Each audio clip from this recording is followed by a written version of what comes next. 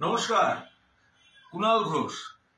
সংবাদ মাধ্যমের বন্ধুদের কাছ থেকে শুনলাম মিঠুন চক্রবর্তী নাকি আমার বিরুদ্ধে একটি মানহানির মামলা করেছেন 100 কোটি টাকার। 100 কোটি টাকার।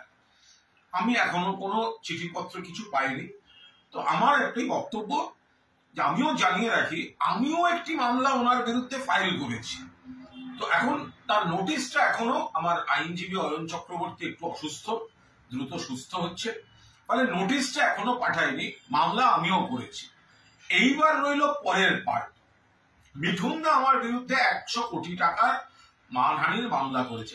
আরে যে দল বদলু মাল, যে কথায় কথায় দল বদল করে, ছোটবেলায় নাকি নকশাল, তারপরে জ্যোতি আঙ্কেল, ও পাশে গিয়ে ও নাকি ওখানে গিয়ে শিবসেনা, তারপরে চলে গেল মমতা বন্দ্যোপাধ্যায়কে আমার বোন, তারপরে সে চলে গেল বিজেপিতে।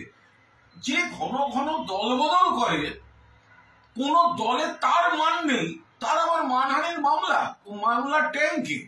আর 2 নম্বর হচ্ছে, আমি ওয়েট করছি, এরকম একটা সিচুয়েশনে ওয়েট করছিলাম যে মিঠুনদাকে আমি চাই একটা মামলায়।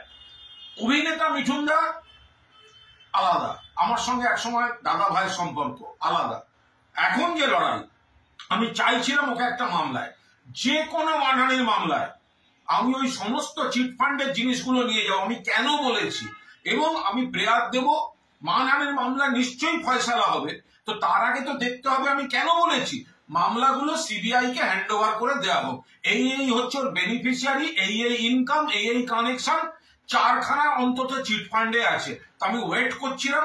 এখন মিঠুন দাই যখন নেমন্তন্ন করে আনছে, বাকিটা মিঠুন চক্রবর্তী, আপনার সঙ্গে আমার কোর্টে দেখা হবে। আর একটা জিনিস মনে রাখবেন, যাকে চিঠি পাঠাচ্ছেন তার নামটা কুণাল ঘোষ, মনে রাখবেন।